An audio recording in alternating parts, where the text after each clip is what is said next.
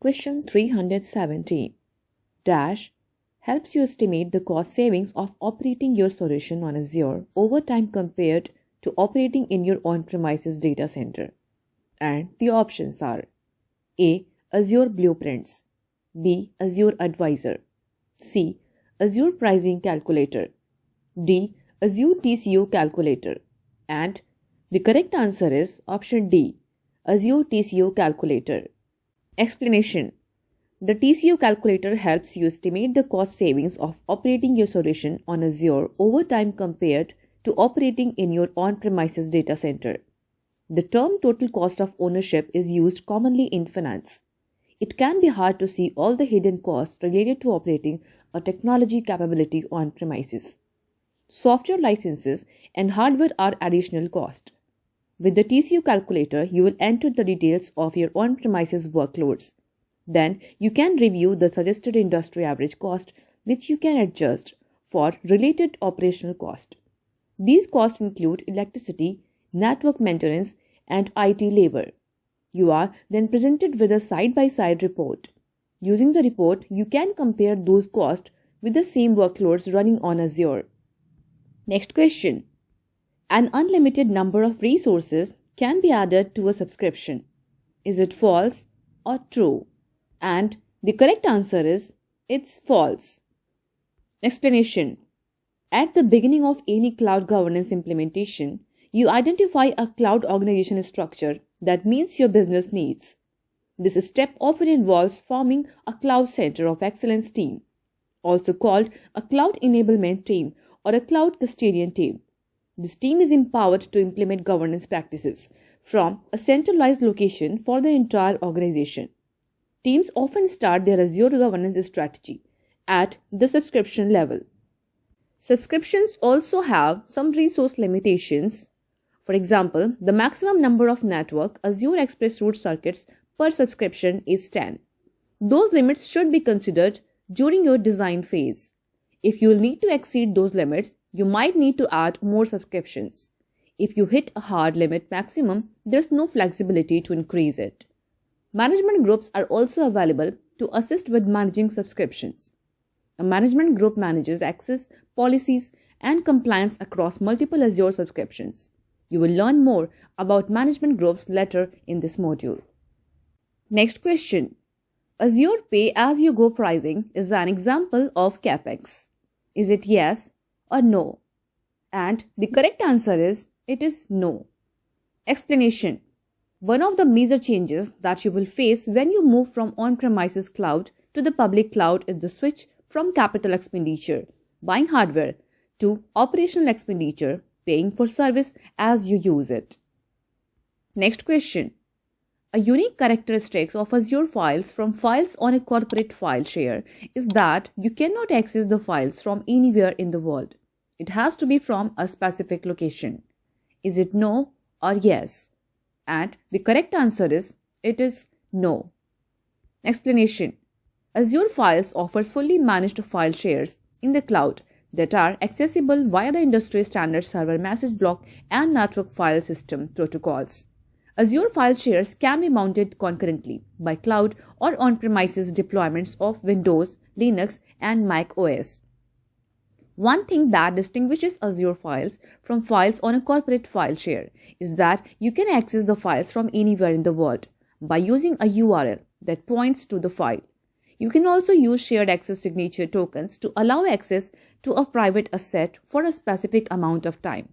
Here's an example of a service SAS URI showing the resource URI and the SAS token.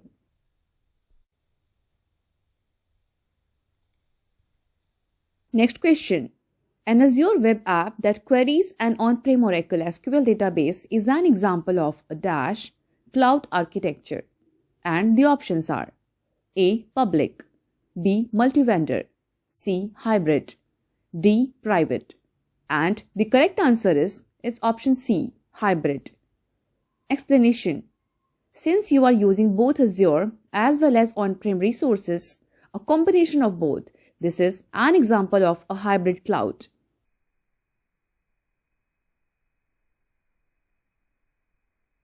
Next question. You can create multiple billing reports per subscription. This is handy when you have multiple departments and need to do a chargeback of cloud cost. Is it true or false? And the correct answer is, it is false. Explanation. You can create one billing report per subscription if you have multiple departments and need to do a chargeback of cloud cost. One possible solution is to organize subscriptions by department or by project. Resource tags can also help. Next question. Azure reserved VM instances are an example of OpEx. Is it yes or no? And the correct answer is, it is no. Explanation. A reserved instance is where you pay upfront for the use of a virtual machine for a period of time 1 or 3 years. This can save you money as you receive a discount on the cost of a VM if you pay upfront for a reserved instance. However, as this is an upfront payment, it will be classed as CapEx, not OpEx. Next question. All the resources residing in a resource group must belong to the same region. Is it no or yes? And the correct answer is, it is no. Explanation. Azure resources deployed to a single resource group can be located in different regions. The resource group only contains metadata about the resources it contains. When creating a resource group, you need to provide a location for that resource group. You may be wondering, why does a resource group need a location? And if the resources can have different locations than the resource group, why does the resource group location matter at all? The resource group stores metadata about the resources. When you specify a location for the resource group, you are specifying where that metadata is stored. For compliance reasons, you may need to ensure that your data is stored in a particular region. Next question. Which of the following solutions is the best to store web app user data, device information, and other metadata? And the options are A. Azure Cosmos DB, B. Azure Cache for Redis, C. Azure Table Storage, D. Azure SQL Database. And the correct answer is option C, Azure Table Storage.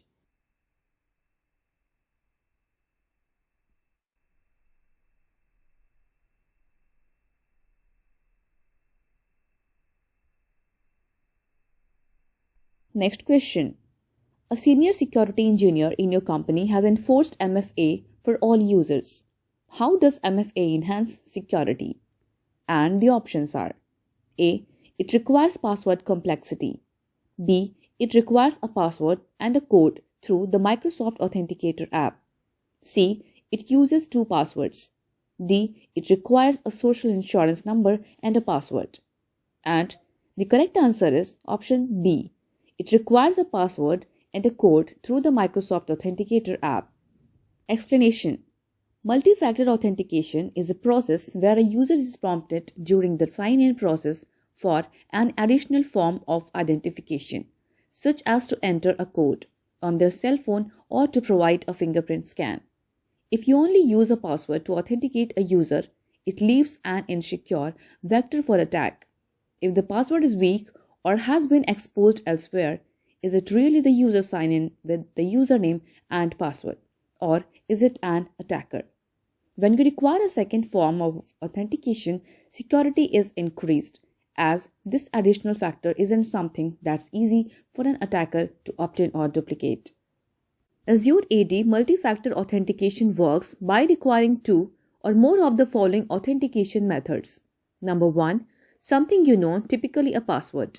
Number 2, something you have, such as a trusted device that is not easily duplicated, like a phone or hardware key. Number 3, something you are, biometrics like a fingerprint or face scan.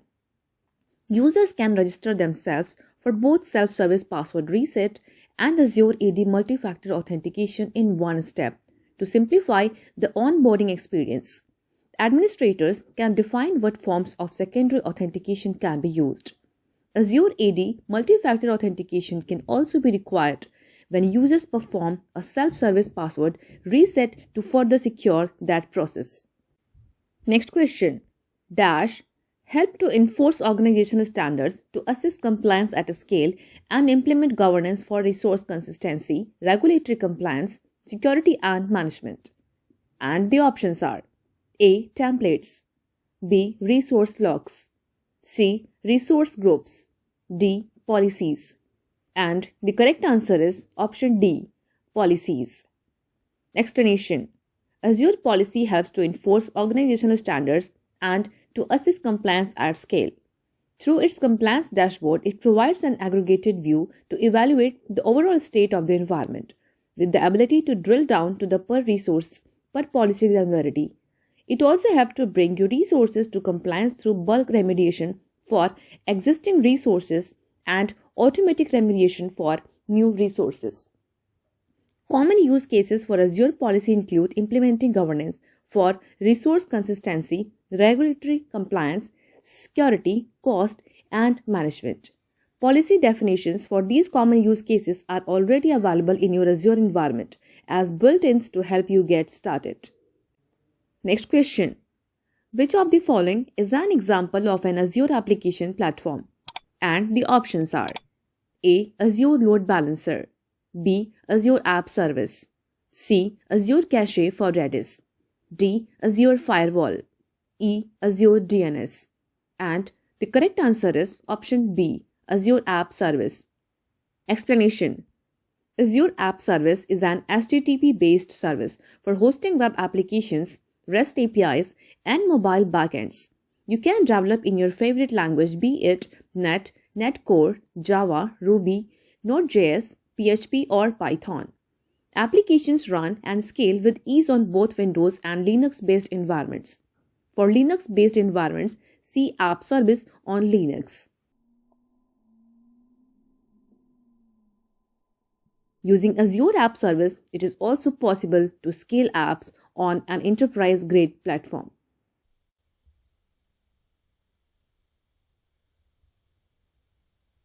Next question.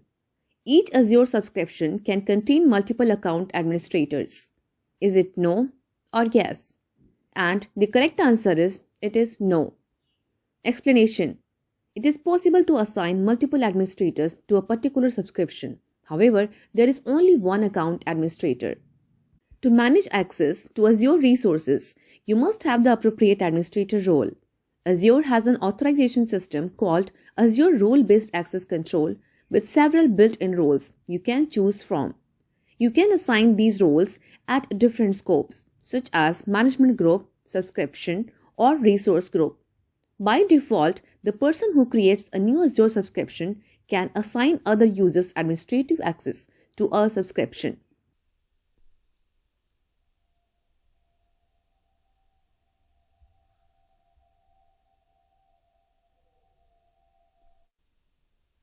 Next question. You can enforce Azure AD multi-factor authentication for all users via the Microsoft Authenticator app, phone call, or SMS code. Is it yes or no? And the correct answer is it is no. Explanation. Azure AD multi-factor authentication is a Microsoft service that provides multi-factor authentication capabilities. Azure AD multi-factor authentication enables users to choose an additional form of authentication during sign-in, such as a phone call or mobile app notification. The Azure Active Directory free edition enables Azure AD multi-factor authentication for administrators with the global admin level of access via the Microsoft Authenticator app, phone call, or SMS code. You can also enforce Azure AD multi-factor authentication for all users via the Microsoft Authenticator app only by enabling security defaults in your Azure AD tenant. Thank you for watching this video. Buy our AZ 900 premium questions with 50% off. Check link in the description.